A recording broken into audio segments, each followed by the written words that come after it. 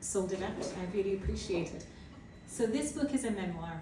It's told in 3 parts and 33 fragments, so 11 sort of stories in each part. And it tells personal stories and collective ones. So it deals partially with some of the things that happened to me, like the death of my dad and needing to move countries, but it also deals with experiences of war. So I wrote this about events in the 1990s and the Balkan Wars that were happening at that time. But I'm sad to say that the stuff that I write about is still happening today. I'm going to be reading 2 extracts from the middle of the book. So the first extract that I will read for you is about my experiences of attempting to learn English.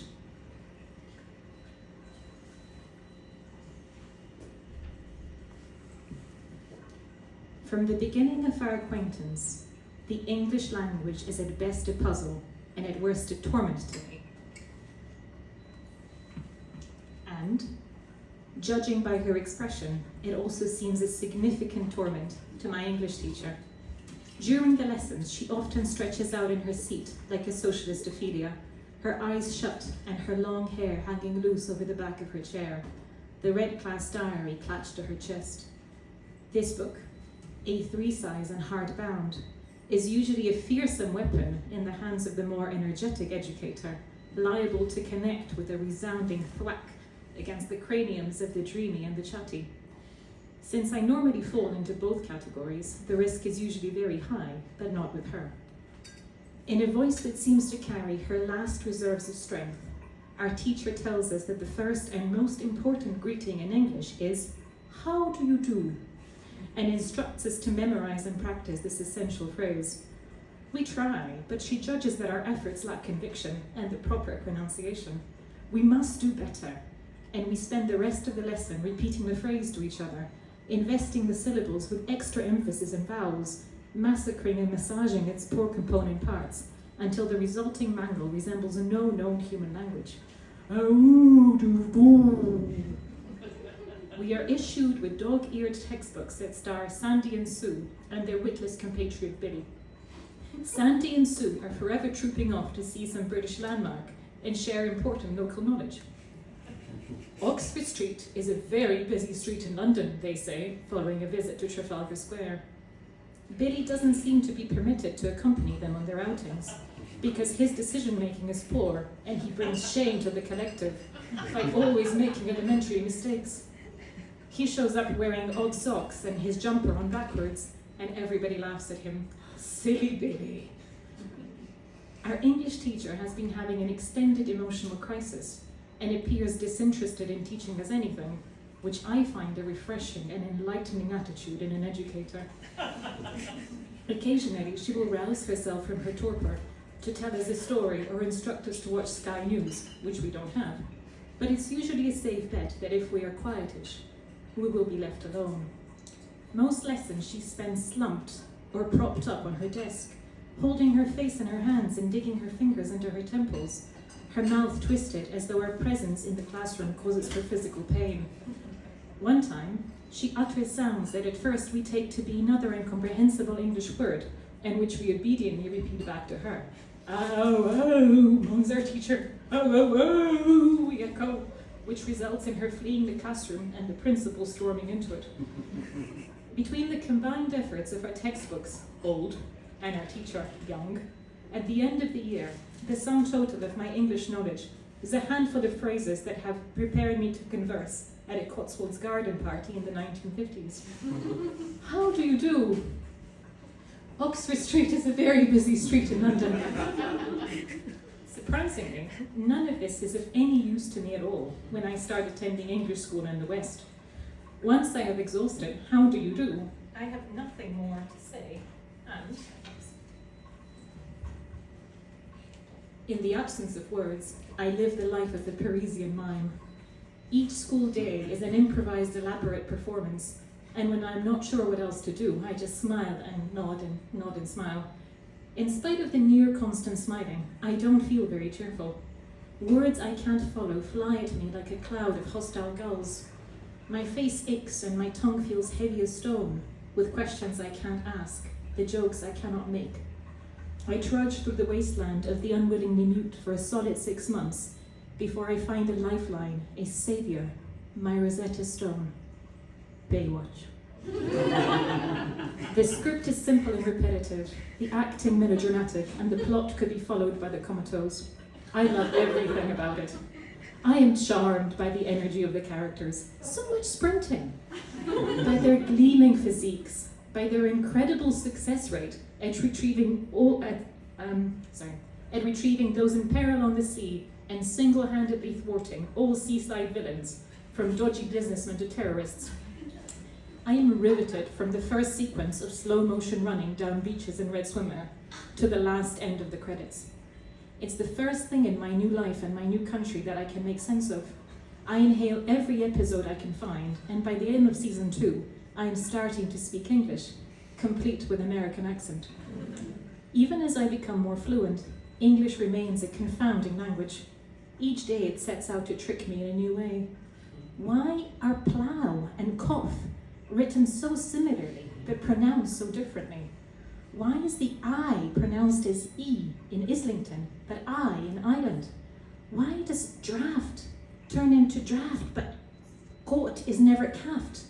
And who can tell apart all the different T and H sounds in though, thought, and trough? English also lays snares for my mother, and her linguistic gaffes are legion. When we go to a department store to buy bedding, and she asks in her best pronunciation whether they have a shit for 2 people, please. When I am sick, she phones the school to tell them that I won't be in because I have contracted influence, and is forever mixing up gender pronouns or assigning them to the wrong recipients. My table, she is broken. There are many days when I despair of ever getting the language right, and my head, she is aching. I feel tongue-tied, clumsy as a baby. But happily, some aspects of my new language are more easily acquired than others. Shit. Fuck. Bastard. Fucking bastard. Fucking shit. There is a kind of music to it, a kind of poetry and power in the first words of my new language that I make my own and learn how to use correctly. In the years to come, I will make my peace with English and forgive it for everything that it put me through with its spelling and its grammar. I will release my grudges against phrasal verbs and idioms, and most of all, irregular plurals. I will lose my American accent and acquire a variety of different ones until I create my own blend that people mostly categorize as Irish. English will creep into my mind by degrees until I start to think and dream in it and speak it more fluently than my own mother tongue. But I will never be able to quite leave behind my silent year. No nightmares for me of exams I haven't prepared for, or of walking naked down school hallways. Only ever sleep terrors of being somewhere where my tongue doesn't work, and the words around me make no sense, and I am rendered mute again, helpless as a baby. And I will read you, thank you so much.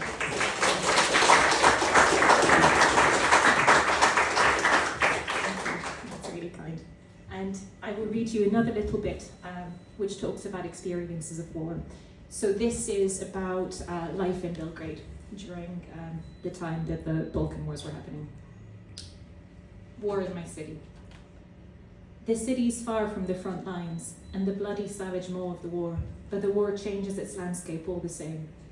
The city is engaged in a complex process of human osmosis, emptying itself out of young men and swelling with the flow of refugees, recognizable by their dialects and their hollow-eyed stares, by the meagerness of their savage belongings. Passports and a Barbie doll, a single pair of shoes being shared by a husband and wife. Instead of possessions, they carry stories of shock and loss, fear and flight, or of hiding in cold and lightless places.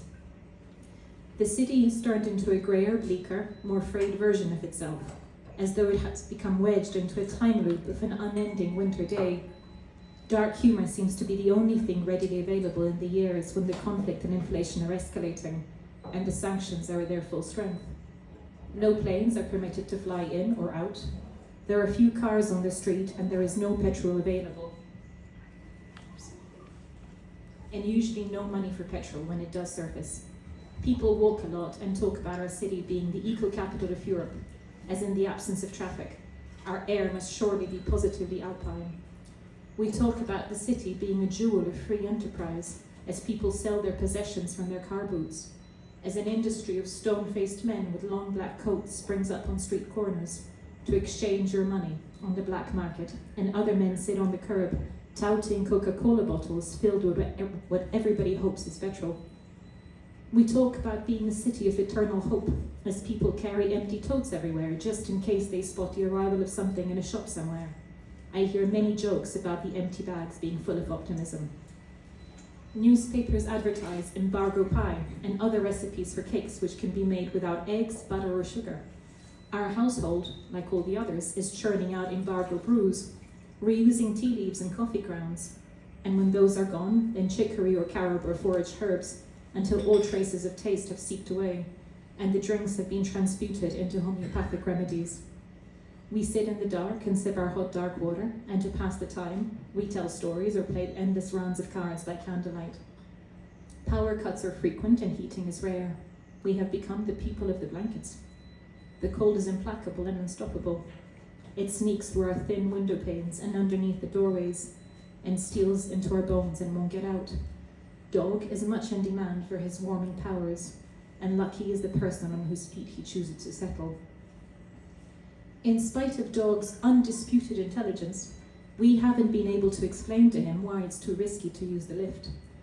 While he is willing to go down several flights of stairs for his daily walks, he flatly refuses to climb up on them on the return.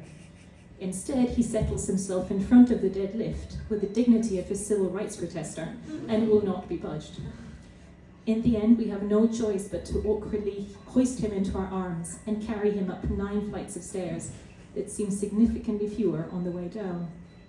Dog endures our clumsy hold and our huffing, puffing, and whispered cursing with the air of long-suffering grace, like a princeling being scrupulously polite to the serfs in whose midst he has become stranded.